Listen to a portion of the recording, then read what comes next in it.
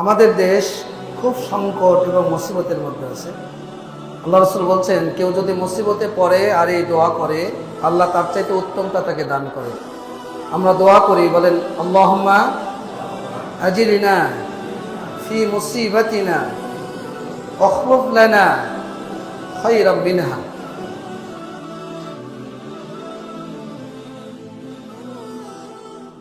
সম্মানিত মুসল্লিবৃন্দ, সংক্ষিপ্ত পরিসরে জুমার খুতবার বিষয় তাওহীদ, তাওহীদে ইবাদত। আপনি বান্দা আর আমাদের একজন রব রয়েছেন, আছে না নাই? সবাই বলছে না, মনে হচ্ছে যে না, আছে না নাই? বান্দা এবং রবের সম্পর্কটা কি?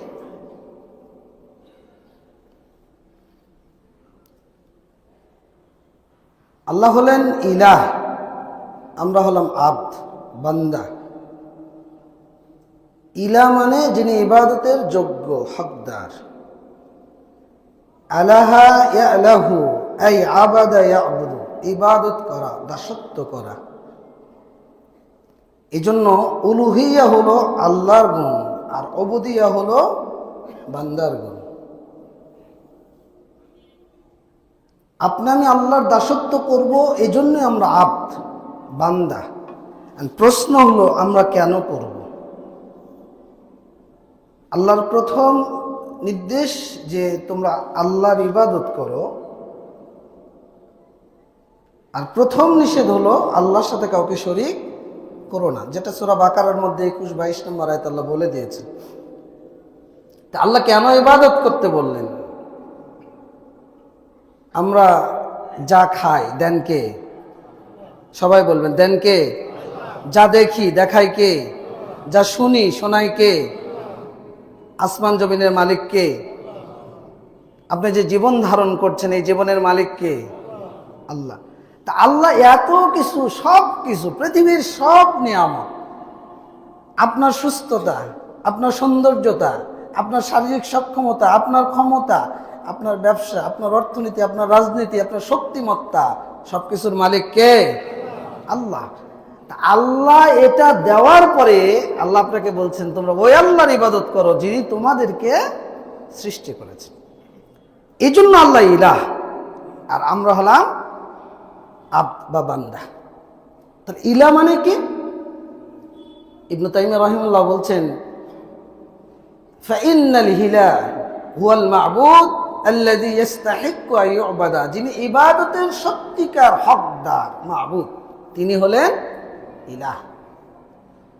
ইবনে তাইমিয়া রাহিমাহুল্লাহ বলছেন, ফাইন্নাল ইলাহ হুয়াল্লাযী তা'লাহুল কুলুব মুহাব্বাতান ওয়া ইনাবাতান ওয়া ইযলালান ওয়া ইকরামান ওয়া তা'যীমান ওয়া যুল্লান ওয়া খুদুওয়ান ওয়া খাউফান ওয়া রাদাআন ওয়া তাওয়াক্কুলান। ইলাহ হলেন তিনি হৃদয়ের গভীর ভালোবাসা, শ্রদ্ধা, ভক্তি, সম্মান, ভয়, ভীতি, আশা, ভরসা করে যার ইবাদত করা হয় তিনি হলেন আল্লাহ, তিনি হলেন ইলাহ। এই ইলাহ সম্পর্কে যারা বিরুদ্ধাচারণকারী, যারা মুশরিক, তারা ইলাহ শব্দের অর্থ বুঝতে ভুল করেছে। সেটা কি? ইলাহ শব্দের বহুবচন হলো আলিহা।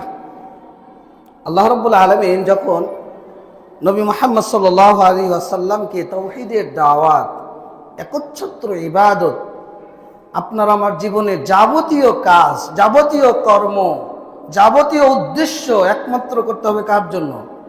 আল্লাহর জন্য। এই জন্যই তো আল্লাহ সৃষ্টি করেছেন। যখন এই দাওয়াতটা মুশরিকদের কাছে আল্লাহ পেশ করলেন রাসূলুল্লাহ সাল্লাল্লাহু আলাইহি সাল্লামের মাধ্যমে, তখন তারা এতে আশ্চর্যান্বিত হলো যে আজালাল আলিহাতা ইলাহান ওয়াহিদা, তুমি কি আমাদের সমস্ত ইলাহদেরকে এক ইলাতে পরিণত করতে চাচ্ছ? ইন্না হাযা লাশাইউন উজাব, এটি তো একটা আশ্চর্যজনক বিষয় যে আমরা 360টি মূর্তির পূজা করি। কতটি? বলেন কতটি? 360টি। আর হঠাৎ করে মুহাম্মদ এসে বলছেন যে সব ইলাবাদ, একমাত্র ইলাকে আল্লাহ। এই জন্য তারা আশ্চর্যান্বিত হয়ে গেলেন, হতবাক হয়ে গেলেন। এই জন্য তাদের মুখ থেকে বের হলো যে আজালাল আলিহাতা ইলাহান ওয়াহিদা, তুমি কি আমাদের এতগুলো ইলাকে এক ইলাতে পরিণত করতে চাচ্ছ? তার মানে তারা আল্লাহকে জানতো, তাদের সৃষ্টিকর্তা আল্লাহ, গোটা পৃথিবীর কর্তৃত্বের মালিক আল্লাহ, গোটা পৃথিবীকে পরিচালনা করেন আল্লাহ, আসমান জমিনের মালিক আল্লাহ, এটা তারা স্বীকার করত। আল্লাহ রাসূলকে আল্লাহ বললেন যে তুমি যদি তাদেরকে বলো যে আসমান জমিনের মালিক কে, সৃষ্টিকর্তা কে, সায়াকুলুনা লিল্লাহ, তারা বলবে যে আল্লাহ। কিন্তু ইবাদতের ক্ষেত্রে তারা এই মূর্তিগুলোর মাধ্যমে আল্লাহর কাছে প্রার্থনা করত, বৃষ্টির জন্য, রিজিকের জন্য, ভাগ্যের জন্য, সন্তানের জন্য, যার কারণে তারা কি ছিল? মুশরিক ছিল। রাসূলুল্লাহ সাল্লাল্লাহু আলাইহি সাল্লাম যখন তাদেরকে এই ইলাগুলো পরিবর্তন করার আহ্বান করলেন যে তোমাকে ডাকতে হলে আল্লাহকেই ডাকতে হবে, ইবাদত করতে হলে আল্লাহর জন্যই করতে হবে, সিজদা দিলে আল্লাহকেই দিতে হবে, সম্মান প্রদর্শন করলে আল্লাহর জন্যই করতে হবে, ভাগ্য নির্ধারণের মালিক কে? আল্লাহ, ক্ষমতা দেওয়ার মালিক কে? আল্লাহ, সব কিছুর মালিক তো আল্লাহ। কিন্তু তারা এটাকে অস্বীকৃতি জ্ঞাপন করলো।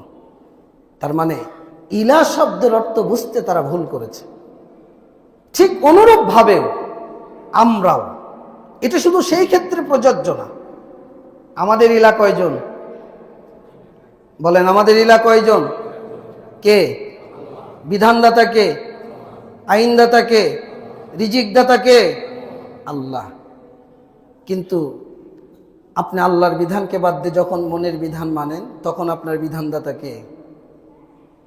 বলেন, আল্লাহ। আল্লাহ বলেছেন টাকনুর নিচে কাপড় পরো না, আপনি টাকনুর নিচে কাপড় পরেন, আপনি কি আল্লাহকে বিধানদাতা মানলেন? আল্লাহ বলেছেন নেশা করো না, আপনি নেশা করলেন, আপনি কি আল্লাহকে বিধানদাতা মানলেন? মানলেন না। তাহলে এটা শুধু কাফের মুশরিকদের মধ্যে সীমাবদ্ধ নয়। বর্তমান বিশ্বে যারা আমরা নামধারী মুসলিম, নিজেদেরকে মুসলিম দাবি করি, তারাও আল্লাহকে স্বীকার করি, কিন্তু নিরঙ্কুশ ভাবে সার্বিক জীবনে ইবাদতকে যে আল্লাহর জন্য খালেস করতে হবে, এটা আমরা করতে রাজি না।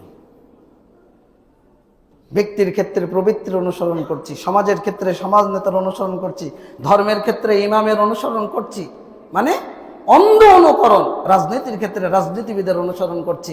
কোরআন সুন্নাহর বাহিরে তারা যে আদেশ করছেন আমরা সেটাকে মেনে নিচ্ছি। আল্লাহর মাসিয়াতের ব্যাপারে যে নির্দেশ দিচ্ছেন আমরা সেটা ফলো করছি, আমরা সেটা আমাদের সার্বিক জীবনে বাস্তবায়ন করছি। এটার নাম ইবাদত নয়, এটার নাম খুলুসিয়াত নয়, এটার নাম আত। আপনি যে আল্লাহর বান্দা, আত হিসেবে আপনার মধ্যে এই বৈশিষ্ট্য ধারণ করার সক্ষমতা আপনি উপলব্ধি করতে পারেন। তাহলে ইবাদত কি? ইবাদত হলো যে ওয়াইফরাদুল্লাহ ফি আফআলিল ইবাদ, সার্বিক জীবনে ইবাদতকে একমাত্র খালেস করা। কার জন্য? আল্লাহর জন্য। কেন? আল্লাহ আপনাকে এই জন্যই সৃষ্টি করেছে। সূরা জারিয়াত 56 নম্বর আয়াত, আল্লাহ বলছেন ওমা খালাকতুল জিন্না ওয়াল ইনসা ইল্লা লিয়াবুদুন, আমি মানব জাতি এবং জিন জাতিকে একমাত্র আমার ইবাদতের জন্য সৃষ্টি করেছি। কার ইবাদত? আল্লাহর ইবাদত। তাহলে আপনাকে আমাকে সৃষ্টির উদ্দেশ্য হলো ইবাদত। এই মানুষগুলো যখন এই ইবাদত থেকে সরে গিয়েছে, তাওহীদ থেকে বিচ্ছিন্ন হয়েছে, তখন আল্লাহ রাব্বুল আলামিন যুগে যুগে নবী রাসূল পাঠিয়েছেন। কেন? এই মানুষদেরকে তাওহীদের পথে ফিরে আনার জন্য, তাগুত থেকে বিরত রাখার জন্য, শয়তানের পথ থেকে আপনাকে আমাকে বিরত রাখার জন্য।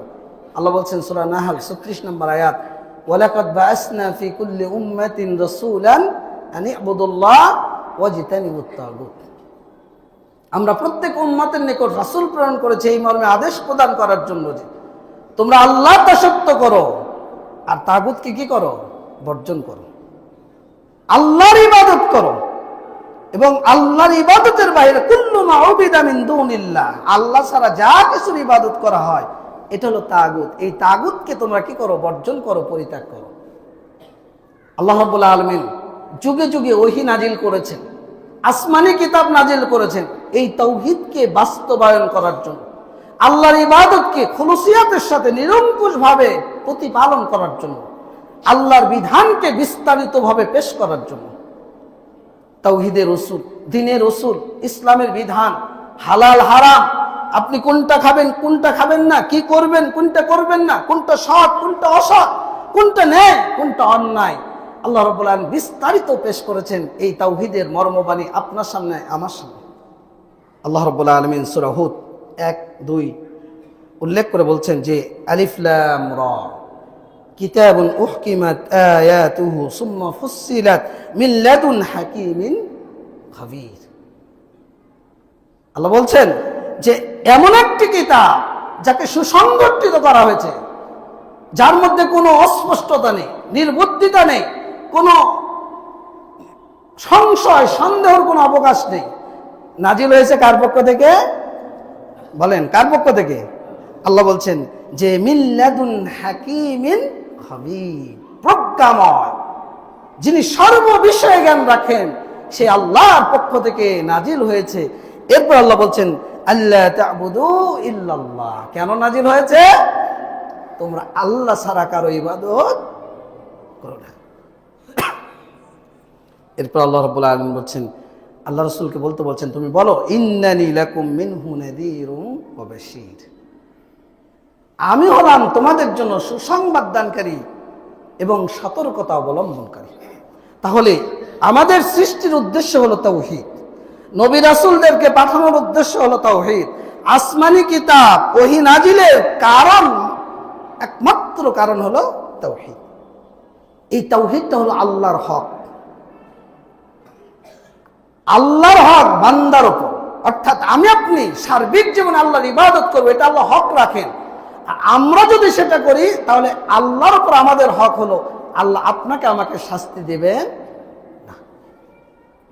মুআয ইবনে জাবাল রাদিয়াল্লাহু আনহু, রাসূল সাল্লাল্লাহু আলাইহি সাল্লাম বলছেন আতাদরি মুআয, তুমি কি এটা জানো যে মাহাক্কুল্লাহি আলাল ইবাদ, বান্দার উপর আল্লাহর হক রয়েছে, সেই হকটা কি?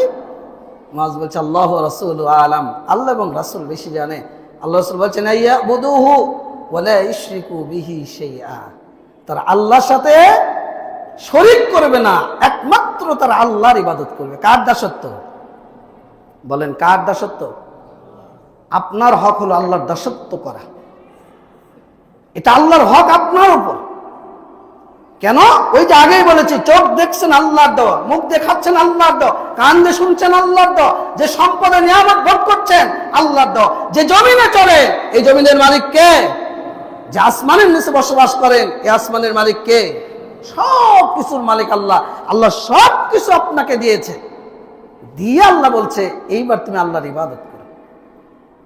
যদি আমরা ইবাদত করি নিরঙ্কুশ ভাবে, তাহলে আমাদের উপর আল্লাহর হক কি? আল্লাহ রাসূল বলছেন যে আল্লা ইউআযযিবাহুম, মুআয তোমরা যদি আল্লাহর ইবাদত করো, আল্লাহর সাথে যদি শরীক না করো, তাহলে আল্লাহর হক তোমাদের উপর হলো আল্লাহ তোমাদেরকে শাস্তি দেবেন। সুবহানাল্লাহ, সুবহানাল্লাহ বলবেন না? জাহান্নামের শাস্তি ভোগ করতে চান? সহ্য করতে পারবেন? তাহলে আল্লাহ এত সুন্দর কথা আপনাকে আমাকে জানিয়ে দিচ্ছেন, অন্তত শুকরিয়া তো বের হওয়া দরকার যে আল্লাহু আকবার, যে আল্লাহর যদি ইবাদত করি আল্লাহ আমাদেরকে শাস্তি দেবেন না। তাহলে আপনার আমার করা উচিতটা কি? নিরঙ্কুশ ভাবে ইবাদতকে একমাত্র আল্লাহর জন্য খালেস করা। তাহলে ইবাদত কি? ইবনে তাইমিয়া রাহিমাহুল্লাহ বলছেন যে ইবাদতুল আল ইবাদাতু ইসমুন জামিউন লিকুল্লি মা ইউহিব্বুহুল্লাহু ওয়া ইয়ারদাহু মিনাল আ'মালি ওয়াল আকওয়ালি ওয়াল আফআলি আয-যাহিরা ওয়াল বাতিনা। ইবাদত হলো আল্লাহ যে কথা, যে কর্ম, যে কাজ করলে আল্লাহ খুশি হন, সন্তুষ্ট হন, আল্লাহ ভালোবাসেন, সেটার নাম হলো ইবাদত। তিনি আরো বলছেন যে তাআতুল্লাহ বিইমতিসালি মা আমারাল্লাহ আলা আলসিনাতির রাসূল, রাসূলদের মুখের মাধ্যমে আল্লাহ যা আদেশ করেছেন সেটা মান্য করা। আল্লাহর আদেশকে আপনার সার্বিক জীবনে বাস্তবায়ন করার নাম হলো ইবাদত। বুঝেননি? আপনারা বুঝেছেন? আল্লাহ যা আদেশ করেছেন সেটার নাম কি? ইবাদত। সেটার নাম কি? ইবাদত। আল্লাহ যা নিষেধ করেছেন সেটার নাম কি? ইবাদত। রাসূল যা আপনাকে আমাকে করতে বলেছেন সেটার নাম ইবাদত। রাসূল যা নিষেধ করেছেন সেটা বর্জন করার নাম ইবাদত। যে কথা বললে আল্লাহ খুশি হন, যে কাজ করলে আল্লাহ খুশি হন, যে কর্ম করলে আল্লাহ খুশি হন, সন্তুষ্ট হন, সেটার নাম ইবাদত। সেটার নাম কি? ইবাদত। তাহলে সালাত পড়লে খুশি হন কে? তাহলে এটা ইবাদত। যাকাত দিলে খুশি হন কে? এটা ইবাদত। সিয়াম পালন করলে খুশি হন কে? আল্লাহ। হজ করলে খুশি হন কে? জিহাদ করলে খুশি হন কে? সাদাকা করলে খুশি হন কে? নফল ইবাদত করলে খুশি হন কে? আল্লাহ। তাহলে আপনার দায়িত্ব হলো এগুলো করা। আল্লাহ আপনাকে যে আদেশ করেছেন, আপনি যদি সালাত না পড়েন অসন্তুষ্ট হবেন কে? তার মানে এটা ইবাদত নয়। আপনি সালাতকে পরিত্যাগ করতে পারবেন না। হারাম যদি ভক্ষণ করেন অসন্তুষ্ট হবেন কে? তার মানে এই কাজ করলে আল্লাহ অসন্তুষ্ট হবেন। নিশা গ্রহণ করলে অসন্তুষ্ট হবেন কে? সুদ খেলে অসন্তুষ্ট হবেন কে? বেপর্দায় চললে অসন্তুষ্ট হবেন কে? মেয়েরা যদি স্বামীর আনুগত্য না করে বৈধ পন্থায় অসন্তুষ্ট হবেন কে? আপনি যদি মিথ্যা বলেন অসন্তুষ্ট হবেন কে? আপনি যদি প্রতারণা করেন, আপনি যদি ঠকবাজি করেন, আপনি যদি চাঁদাবাজি করেন, আপনি যদি লুটতরাজ করেন, আপনি যদি অন্যের হক নষ্ট করেন, অসন্তুষ্ট হবেন কে? এটা হলো শয়তানের ইবাদত। এটার নাম তাগুত। আর নবী রাসূলগণ এসেছিলেন এই তাগুতকে বর্জন করার জন্য। তার মানে যে কথা বললে আল্লাহ খুশি হন, যে কাজ করলে আল্লাহ খুশি হন, যে কর্ম করলে আল্লাহ খুশি হন, আপনার আমার জীবনের শুরু থেকে মরা পর্যন্ত আপনাকে এটাই করতে হবে। যখন কথা বলবেন হিসাব করে কথা বলতে হবে, যে আমি যে কথা বলছি এই কথা বললে আমার রব খুশি হবে কিনা। আপনি যে কর্ম করেন এই কর্ম করার পূর্বে আপনাকে ভাবতে হবে 10 বার যে আমি যে কর্ম করছি এই কর্ম করলে আমার রব খুশি হবে কিনা। আপনি যে আমল করেন এই আমল করার পূর্বে আপনাকে 20 বার ভাবতে হবে যে এই আমলটা আমার রবের কাছে গ্রহণযোগ্য হচ্ছে কিনা। এটার নাম ইবাদত। এটার নাম কি? ইবাদত। এই ইবাদত বুঝতে যারা ভুল করেছে, আমরা বলতে পারি পথভ্রষ্ট যারা, তাদের কাছে ইবাদতের অর্থ কি? এইবার আপনার কাছে মেসেজটা ক্লিয়ার হবে যে আপনি আসলেও আল্লাহর বান্দা হিসেবে কতটুকু দায়িত্ব পালন করছেন। ইবাদত আল্লাহ এবং রাসূলের কথার মধ্যে সীমাবদ্ধ। আল্লাহ যা বলেছেন, রাসূল যা বলেছেন, আপনাকে তার মধ্যে সীমাবদ্ধ রাখা, এটার নাম ইবাদত। আল্লাহ রাব্বুল আলামিন সূরা হুদ 112 নম্বর আয়াত বলছেন যে ফাস্তাকিম কামা উমিরতা ওয়া মান তাবা মাআকা ওয়ালা তাদগাও। হে মুহাম্মদ সাল্লাল্লাহু আলাইহি সাল্লাম, আল্লাহর পক্ষ থেকে যে আদিষ্ট হয়েছেন আপনি সেটার উপর অবিচল থাকেন। ফাস্তাকিম কামা উমিরতা, যেভাবে আদিষ্ট হয়েছে। ওয়া মান তাবা মাআকা, শুধু আপনি না, আপনার যারা অনুসারী রয়েছে, যারা তওবা করেছে আপনার সাথে, যারা নিজেদেরকে মুমিন দাবি করে, তারা সহ আল্লাহর রজ্জুকে, হাবলুল্লাহকে শক্তভাবে ধারণ করুন, সুদৃঢ়ভাবে অবস্থান করুন, যেভাবে আপনি আদিষ্ট হয়েছেন। এটা শুধু রাসূলের সীমাবদ্ধ না, আমার আপনার জন্য। ওয়ালা তাদগাও, সীমা লঙ্ঘন করবেন না। রাসূলুল্লাহ সাল্লাল্লাহু আলাইহি সাল্লাম বলছেন, সহিহ মুসলিম 1718 নম্বর হাদিস, মান আমিলা আমালান লাইসা আলাইহি আমরুনা ফাহুয়া রাদ্দ। কেউ যদি কোনো আমল করে আর ওই আমলের ব্যাপারে আমাদের কোনো নির্দেশনা নেই, তাহলে সেটা বাতিল। আপনি কোনো কাজ করছেন, শরীয়ত সমর্থন করে না, নবীর সুন্নাহ তরিকায় নয়, ওটা বাতিল। আপনি কোনো কথা বলছেন, কোনো আমল করছেন, কোনো ইবাদত করছেন, রাসূলের তরিকা যদি না হয় তাহলে সেটা কি? বাতিল। তার মানে আল্লাহ রাসূলের পদ্ধতির বাইরে আপনার আমার আনিত যত পদ্ধতি, আপনার ইবাদত থেকে শুরু করে আপনার জীবন নীতি, পারিবারিক নীতি, অর্থনীতি, সমাজনীতি, রাষ্ট্রনীতি, সব কিছুই রাসূলের তরিকা মোতাবেক যদি না হয় তাহলে সেটা কি? বাতিল। সহিহ বুখারীর হাদিস 2499 নম্বর, রাসূল সাল্লাল্লাহু আলাইহি সাল্লাম বলছেন, আয়েশা রাদিয়াল্লাহু থেকে বর্ণিত, মান আহদাসা ফি আমরিনা হাযা মা লাইসা মিনহু ফাহুয়া রাদ্দ।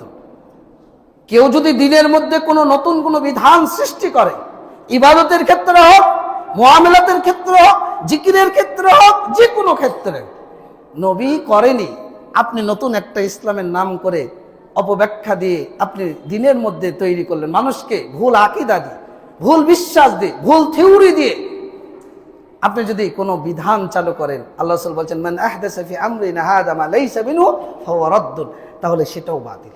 তাহলে এই তিনটা দলিল থেকে ইবাদত সীমাবদ্ধতা নির্ধারণ হয়ে গেল যে ইবাদতের মধ্যে আল্লাহ এবং রাসূল কর্তৃক যা বিধান আপনি সেটাই মানতে বাধ্য।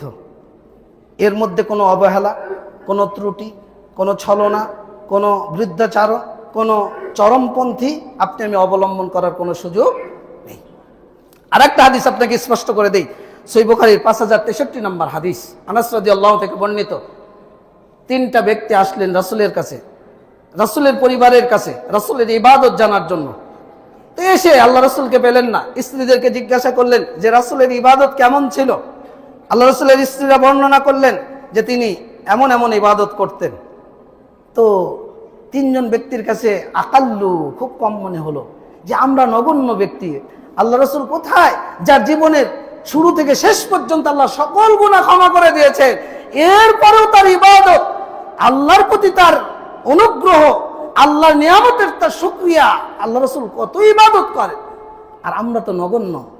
তিনজন সিদ্ধান্ত নিল যে আমি সারা রাত সালাত পড়ব, ঘুমাবো না। আরেকজন বলছে আমি সারা দিন সিয়াম পালন করব, আমি সিয়াম কোনোদিন ভঙ্গ করব না। আরেকজন বলছে যে আমি বিবাহই করব না, নারীদের কাছেই যাব না, কারণ নারীর কাছে গেলেই ফিতনা, স্ত্রী সহবাসের ব্যাপার আছে, সময় দেওয়ার ব্যাপার আছে, ইবাদতে ঘাটতে হবে, আমি বিয়েই করব না। এই তিনজন ব্যক্তি সিদ্ধান্ত নিয়ে চলে যাচ্ছেন। আল্লাহ রাব্বুল আলামিন ওহীর মাধ্যমে রাসূলুল্লাহ সাল্লাল্লাহু আলাইহি সাল্লামকে জানিয়ে দিলেন এই ঘটনা। আল্লাহ রাসূল ফিরে আসছেন, প্রতিমধ্যে তিনজনের সাথে দেখা হলো। আল্লাহ রাসূল বলছেন আনতুমুল লাযীনা কুলতুম কাযা ওয়া কাযা, তোমরা কি ওই সমস্ত ব্যক্তি এমন এমন কথা বলছিলে? আমা ওয়াল্লাহি, জেনে রাখো আল্লাহর কসম করে বলছি, ইন্নী লা আখশাকুম লিল্লাহ ওয়া আতকাকুম লাহু, তোমাদের চাইতে আমার ভয়, আমার তাকওয়া আল্লাহর প্রতি অনেক বেশি। উসাল্লি ওয়া আরকুদু, আমি সালাত আদায় করি আবার রাতে ঘুমাই। আসুমু ওয়া উফতিরু, আমি সিয়াম পালন করি আবার সিয়াম ভঙ্গ করি। ওয়া আতাজাওয়াজুন নিসা, আমি নারীকে বিবাহ করেছি, একটা নয় দুইটা নয়, আল্লাহর নির্দেশ আল্লাহ রাসূল অসংখ্য বিবাহ করেছেন, এটা তার জন্য খাস। আল্লাহ রাসূল বলেন আতাজাওয়াজুন নিসা, আমি বিবাহ করেছি। ফামান রাগিবা আন সুন্নতি ফালাইসা মিন্নি, যে আমার সুন্নাত থেকে রাগে হলো, আমার সুন্নাতকে পরিত্যাগ করলো, সে আমার উম্মতের অন্তর্ভুক্ত নয়। সহিহ বুখারী 5063 নম্বর হাদিস। তাহলে এই যে দলিল, এই দলিলগুলো থেকে আপনি কি উপলব্ধি করলেন যে ধর্মের মধ্যে কোনো বাড়াবাড়ি, কোনো চরমপন্থীতা অবলম্বন করা, কোনো অবহেলা, আপনি ইসলামের একটা মানবেন আর একটা মানবেন, এইরকম চিন্তা চেতনা আপনারা আমার বান্দা হিসাবে যদি নিজেকে মুসলিম দাবি করতে চান, নিজেকে মুমিন দাবি করতে চান, নিজেকে মুসলিম ঘরের সন্তান দাবি করতে চান, তাহলে আপনার মধ্যে ইখতিয়ার থাকার কোনো সম্ভাবনা, কোনো ইচ্ছা, কোনো চাহিদার কোনো অবকাশ নেই, কোনো অবকাশ নেই। তাহলে এই দলিল থেকে দুইটা দল যারা ইবাদতের অর্থ বুঝতে ভুল করেছে, তারা কারা দেখেন আপনি আছেন কিনা। এক দল যারা ইবাদতের ব্যাপারে শিথিলতা আরোপ করে। শিথিলতা কি?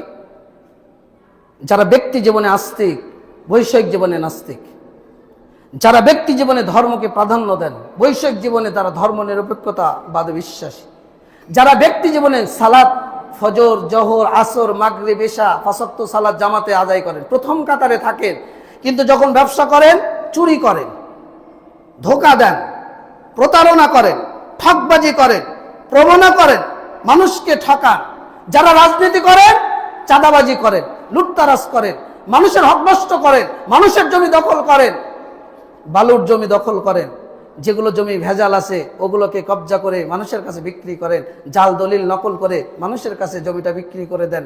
ক্ষমতা আছে, মানুষকে চট দিচ্ছেন, ক্ষমতা আছে, মানুষকে লাঞ্ছিত করছেন, ক্ষমতা আছে, মানুষের উপর দুর্ব্যবহার করছেন, ক্ষমতা আছে, মানুষের উপর জুলুম নির্যাতন করছেন। কিন্তু আপনার করা উচিত কি ছিল? এই যে শিথিলতা, আপনি সালাত ঠিকই পড়ছেন, আপনি সিয়াম ঠিকই করছেন, এই যে রাজনীতির ময়দান গরম হয়ে গেছে, যারা বিভিন্ন মনে করেন যে হোক না কেন সত্য কথা আপনাকে বলতেই হবে, যারা কবরকে মাজারকে কেন্দ্র করে যারা প্রচারণা শুরু করছে, আমরা যদি উদ্দেশ্য হয় এই মাজার আপনাকে ক্ষমতা দেওয়ার মালিক, এই কবরে শায়িত ব্যক্তি আপনার কল্যাণ করার মালিক, এরকম উদ্দেশ্য নিয়ে যদি আপনার সফরটা হয়, তাহলে এটা আল্লাহর সাথে শরীকানা সাব্যস্ত করা। ক্ষমতা দেওয়ার মালিক কে? সবাই বলেন মালিক কে? কুলিল্লাহুম্মা মালিকাল মুলক তুতিল মুলকা মান তাশা ওয়া তুইজ্জু মান তাশা। হে নবী, আপনি বলে দিন, সম্মান দেওয়ার মালিক আল্লাহ, লাঞ্ছিত অপমানিত করার মালিক কে? আল্লাহ। যুগে যুগে যারা জুলুম করেছে, তারা লাঞ্ছিত হয়েছে, অপমানিত হয়েছে, এ দেশ থেকে পলায়ন করেছে। আপনার দ্বারাও যদি জুলুম হয়, আপনি যদি মানুষের উপর অত্যাচার করেন, ঠিক আপনার আমার করুণ দশাও তাই হবে। কারণ আল্লাহ জালেমকে ছেড়ে দেন কিন্তু ছাড় দেন না। আপনি সালাত করেন, আবার এটাও মারেন, মারেন না? মারেন না? আপনি সালাত করেন, আবার চায়ের স্টলে এক একটা সংসদ তৈরি হয়েছে, স্টার জালসা, জি বাংলা, বাংলাদেশের গান বাজনা নাটক সিনেমা ছাড়া পরিবার চায়ের স্টল গুলো চলে না। অথচ আল্লাহ বলছেন ওয়ালা তাকরাবুজ জিনা, তুমি জিনার নিকটবর্তী হয় না, মা যাহারা মিনহা মা বাতানা, প্রকাশ্য হোক অপ্রকাশ্য হোক। কিন্তু পরিবারে যে স্টার জলসা জি বাংলা নিয়ে আপনার স্ত্রী পরিবার পরিজন পরে আছে, বলেন তো এটা জেনা না? জেনা না? জেনা। তাহলে এই যে আপনার শিথিলতা, আপনি হলেন শৈথিল্যবাদী। ইবাদত শব্দের অর্থ আপনি বুঝতে ভুল করেছেন। এই জন্য আল্লাহ রাব্বুল আলামিন সূরা বাকারা 208 নম্বর আয়াত আপনাকে আমাকে বলছেন, ইয়া আইয়ুহাল্লাযীনা আমানু উদখুলু ফিস সিলমি কাফাতান ওয়া লা তাত্তাবিউ খুতুওয়াতিশ শাইতান। ও যারা ঈমানদার, যারা আল্লাহর প্রতি ঈমান এনেছো, তারা ইসলামের মধ্যে পূর্ণাঙ্গ রূপে প্রবেশ করো। কাফাতান, তিল পরিমাণ ছাড় দেওয়ার কোনো অবকাশ নেই, তিল পরিমাণ ছাড় দেওয়ার কোনো অবকাশ নেই। আপনার জীবনে ভুল হতে পারে, হয়ে যেতে পারে, সালেফে সালিহিনের অনুসরণ করুন, সাথে সাথে তওবা ইস্তেগফার করুন, ফিরে আসুন রবের দিকে। নবীরাও ভুল করেছে। মুসা আলাইহিস সালাম এলাকায় ঢুকলেন, তার কওম আর তার শত্রু কওম দুইজনের মধ্যে ঝগড়া বেঁধে গেল। মুসা আর কওমের লোক মুসাকে বললেন আমাকে সহযোগিতা করো, সাহায্য করো। শত্রুকে এক চড় মেরে দিলেন মুসা আলাইহিস সালাম, শত্রু মারা গেলেন। শত্রুর বংশধর খেপে গেল। মুসা উপলব্ধি করলেন এটা আমি ভুল করেছি, সাথে সাথে তওবা করলেন। কার কাছে? বলেন কার কাছে? আল্লাহর কাছে। আল্লাহ আমি ভুল করেছি, আল্লাহ তাকে ক্ষমা করে দিলেন। সুবহানাল্লাহ। নবী রাসূলগণ সাহাবীগণ জিনা করেছেন, ভুল করেছেন, নবীর কাছে এসে তওবা ইস্তেগফার, আল্লাহ আমাকে পবিত্র করুন, আল্লাহর কাছে তওবা করেছে, নবীর কাছে এসে হুদুদ কায়েমের জন্য প্রার্থনা করছে। আল্লাহ রাব্বুল আলামিন তাকে এমন তওবা করা করেছিলেন, আল্লাহ রাসূল বলছেন তার তওবাকে যদি দুনিয়ার মধ্যে ভাগ করে দেওয়া হয় লাকাফাতাহুম, তাহলে দুনিয়াবাসীর জন্য তাদের তওবা যথেষ্ট হয়ে যাবে। সুবহানাল্লাহ। তাহলে আপনি আমি ভুল করতে পারি, তাহলে তওবা যদি করি কবুল করবেন কে?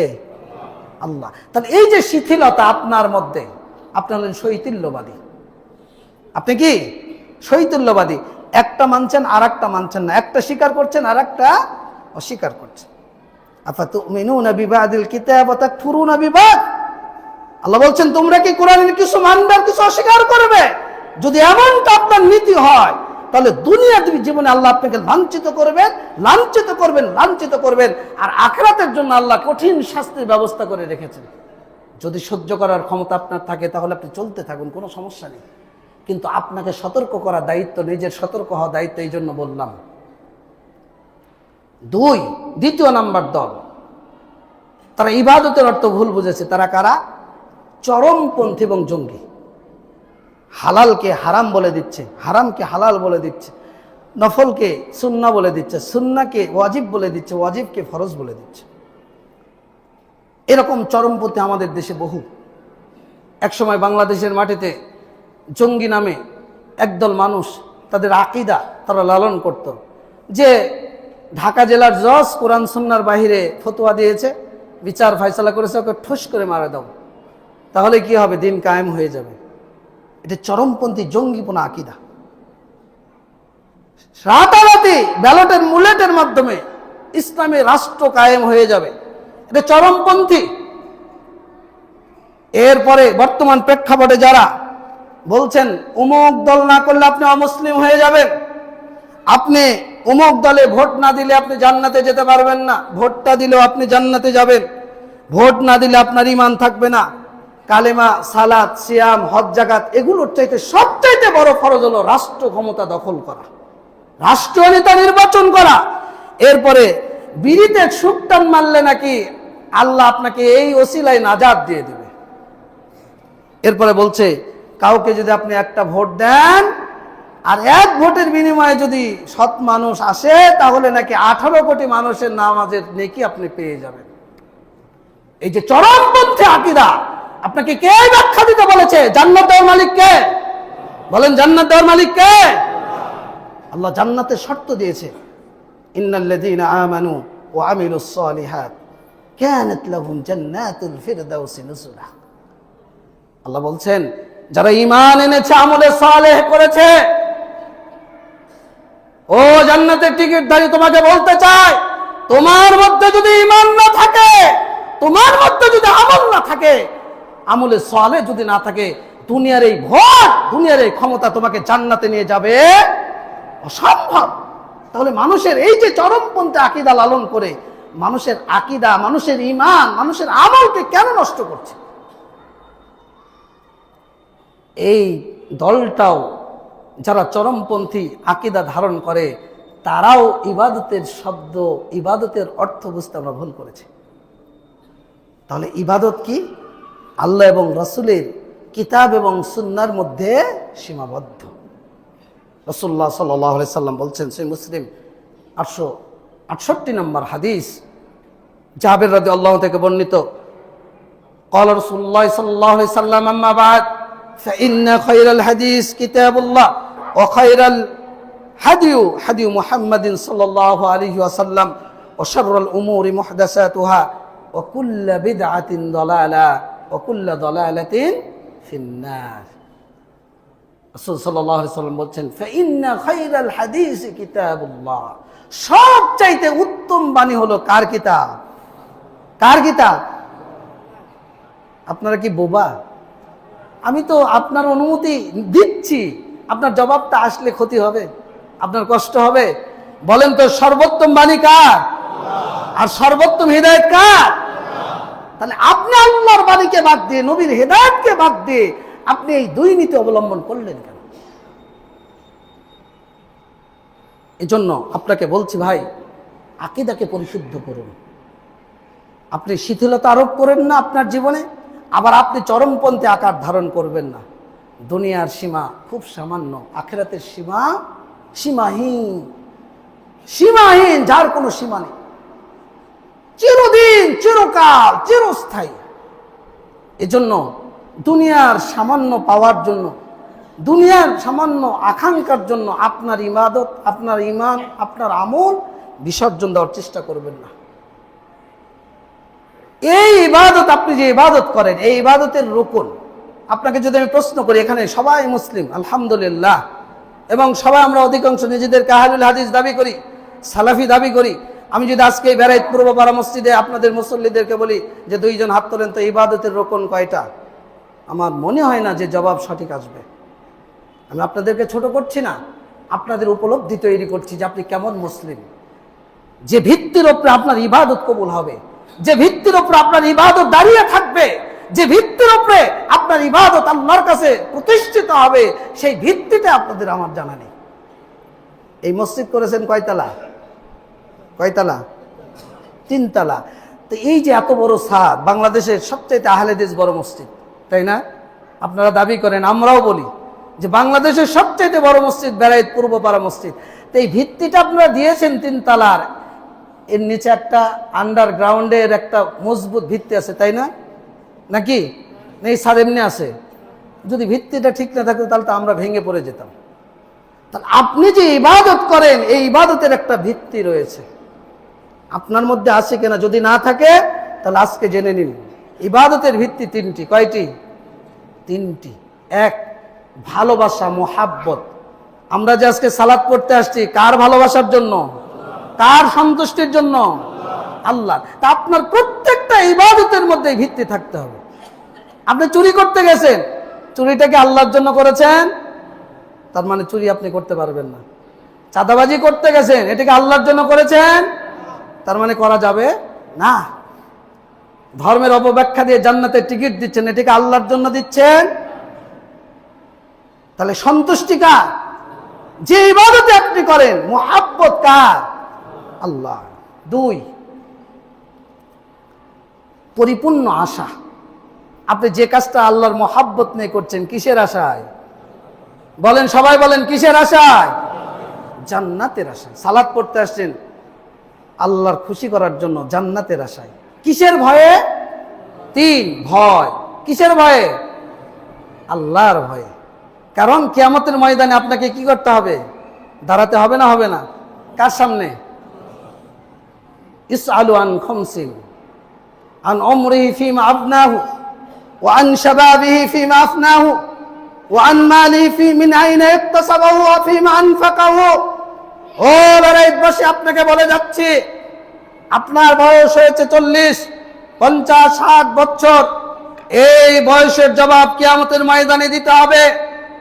আপনি যৌবন প্রাপ্ত যুবক বেড়াইদের, যুবক ভাই, তোমাকে বলছি, তোমার যৌবনের হিসাব রবের সামনে দিতে হবে। যারা সম্পদশালী, যাদের যেটুকু সম্পদ রয়েছে, কোন পথে আর্ন করেছেন, কোন পথে আপনি এই টাকাটা উপার্জন করেছেন, অফিম আনফাকা, কোন পথে ব্যয় করেছেন, জবাব দিতে হবে কাকে? আল্লাহকে। এই যে ভয়, এই 3টা জিনিস যদি কোনো বান্দার মধ্যে থাকে, ওই বান্দা চাঁদাবাজি করতে পারে, প্রতারক হতে পারে, ঠকবাজ হতে পারে, ফজরের সালাত পরিত্যাগ করে ওই ব্যক্তি কি ঘুমিয়ে থাকতে পারে? যদি থাকতে না পারে, তাহলে আপনি ফজরে কোথায় ছিলেন? আপনাকে বলছি আমি, বলেন আপনি কোথায় ছিলেন? আপনি তো এই মহল্লার অধিবাসী। এত বড় মসজিদ, জুমার দিন মসজিদ ভর্তি হয়ে যায়, তাহলে ফজরের সময় 1.5 কাতার মানুষ কেন মসজিদে? আপনার ভয়টা কোথায়? আল্লাহকে একটু ভয় করেন না? আল্লাহর একটু ভয় আপনার অন্তরে জাগ্রত হয় না? আপনি এখনই মারা যান ফজরটা কাজা করে, অলসতা অবহেলায় ঘুমিয়ে কাটিয়ে। আজকে আপনার বাড়ির মেহমান আপনাকে ওই বাড়িতে রাখবে না, 4 জন কাঁধে তুলে আপনাকে কবরে শায়িত রেখে আসবে, কবরের মধ্যে ফেলে রেখে আসবে। তখন আপনি জবাব দিবেন কি? মান রব্বুকা, মা দীনুকা, মান নবিয়ুকা। আবার এখানেও ইমানের ঘাটতি শুরু হয়ে গেছে, যে কবরে গিয়ে নাকি প্রথম প্রশ্ন করবে, তুমি কোন দল করেছিলে, তোমার নেতা কে ছিল, কোন দলে তুমি ভোট দিয়েছিলে। সাধারণ মানুষের মধ্যে কিভাবে ইমানের বিভ্রান্তি, আমলের বিভ্রান্তি, আকীদার বিভ্রান্তি কিভাবে তৈরি করা হচ্ছে। আপনি সজাগ হন, সতর্ক হন। আপনাকে বারবার বলছি, ইমানকে বিসর্জন দেন না, আমলকে বিসর্জন দেন। এই 3টা জিনিস আল্লাহ কোরআনের মধ্যে, যে সূরা আমরা দৈনিক 70 বার তেলাওয়াত করি, আল্লাহ বলে দিয়েছেন আলহামদুলিল্লাহি রাব্বিল আলামিন। বলেন আলহামদুলিল্লাহি রাব্বিল আলামিন, আর রহমান মালিক ইয়াউমিদ্দিন। দাঁড়িয়েই প্রশংসা করলেন কার? সালাতে দাঁড়িয়ে প্রথম প্রশংসা মুহাব্বত, এটা হলো 1 নম্বর। আর রহমান রহিম, দয়াময় দয়ালু কে? আল্লাহ। আশা করেন কার কাছে? যিনি রহমান। মালিক ইয়াউমিদ্দিন, বিচার দিবসের মালিক কে? বিচার দিবসে আপনাকে দাঁড়াতে হবে না? আপনার প্রতারণার জন্য ব্যবসা করেন, মানুষকে ফাঁকিবাজি দিচ্ছেন, মিথ্যা কসম করে মাল বিক্রি করছেন, ফলের মধ্যে ফরমালিন মিশিয়ে মানুষকে ঠকাচ্ছেন। আপনার কি একটু ভয় হয় না যে বিচার দিবসের সামনে, আল্লাহর সামনে আমাকে দাঁড়াতে হবে? এই জন্য ইবাদতের এই 3টা রকম আপনাকে মনে রাখতে হবে।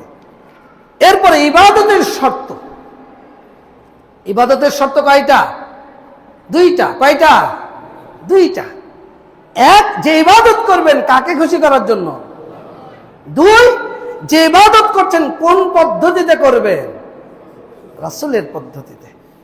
যদি আল্লাহর সন্তুষ্টির জন্য করছেন, বাংলার অনেক মানুষ সালাত পড়ি আমরা, কিন্তু নবীর তরিকায় পড়ি না। যদি আল্লাহকে খুশি করার জন্য হয়, নবীর তরিকায় না হয়, আল্লাহ ওটা কবুল করবেন। আবার নবীর তরিকায় হলো আল্লাহকে খুশি করার জন্য করলেন না, তাহলেও আল্লাহ কবুল করবেন না। আল্লাহ রাব্বুল আলামিন বলছেন, ফামান কানা ইয়ারজু লিকা রাব্বিহি ফালইআমাল আমালান সালিহা ওয়া লা ইউশরিক বিইবাদাতি রাব্বিহি আহাদা। আল্লাহ রাব্বুল আলামিন বলছেন, যে ব্যক্তি আল্লাহর সাক্ষাৎ পেতে চায়, আমরা কি আল্লাহর সাক্ষাৎ পেতে চাই? কারা চায়? হাত তুলি তো দেখি। আল্লাহ তুমি এই হাতগুলোকে কবুল করো, বলেন আমিন আমিন আমিন। তাহলে আমাদেরকে দুইটা কাজ করতে হবে, যে আমলই করেন না কেন, যে কাজই করেন না কেন, সন্তুষ্ট চাইবেন কার? আর যে তরিকায় করবেন, কার তরিকায়? কার মানহাজের আলোকে? নবী রাসূলদের মানহাজের আলোকে, সালফে সালিহিনের মানহাজের আলোকে। তাহলেই আপনার ইবাদত কবুল হবে। রাসূল সাল্লাল্লাহু আলাইহি সাল্লাম আপনাকে আমাকে সেটাই জানিয়ে দিয়েছেন। কারণ ইন্নাল্লাহা লা ইয়াকবালু মিনাল আমালি ইল্লা মা কানা লাহু খালিসান ওয়া বুতুগিয়া লাহু ওয়াজহুহু। যদি আল্লাহর সন্তুষ্টির জন্য আপনার কোনো আমল না হয়, তাহলে ওই আমল আল্লাহ কবুল করবেন। এই যে ইবাদত, এই ইবাদত নিয়েই নবী রাসূলদের আগমন ঘটেছিল। এই দাওয়াত নিয়েই নবী রাসূলগণ জাতির সামনে এসেছিলেন। যত নবী রাসূলের দ্বন্দ্ব, ফাসাদ, শত্রুতা সব কিছু নির্ভর করেছিল এই দাওয়াতের উপর, এই ইবাদতের উপর, এই তাওহীদের জন্য। নবী রাসূলগণ মার খেয়েছেন, নির্যাতিত হয়েছেন, তাদেরকে হত্যা করা হয়েছে, বহু নবী রাসূলকে হত্যা করা হয়েছে, নূহ আলাইহিস সালামকে নির্যাতন করা হয়েছে, এবং শেষ পর্যন্ত বলা হয়েছে লা ইল্লাম তানতাহি ইয়া নূহ, তুমি যদি এই দাওয়াত বন্ধ না করো, তাহলে এই যে পাথর দ্বারা তোমার মাথাকে চূর্ণ বিচূর্ণ করে দেবে। ইব্রাহিম আলাইহিস সালাম এই দাওয়াতের জন্য পরিবার থেকে বহিষ্কৃত হয়েছেন, সমাজ থেকে বহিষ্কৃত হয়েছেন, রাষ্ট্র থেকে বহিষ্কৃত হয়েছেন। তার পিতা বলছেন লা ইল্লাম তানতাহি ইয়া ইব্রাহিম, ইব্রাহিম তুমি এই দাওয়াত যদি বন্ধ না করো, লা আরজুমান্নাকা ওয়াহজুরনি মালিয়া, এই যে পাথর দ্বারা তোমার মাথাকে আমি চূর্ণ বিচূর্ণ করে দেবো, বের হয়ে যাও, তোমার মতো সন্তানের প্রয়োজন নেই। রাষ্ট্র তাকে আগুনের মধ্যে ফেলে দিয়েছে।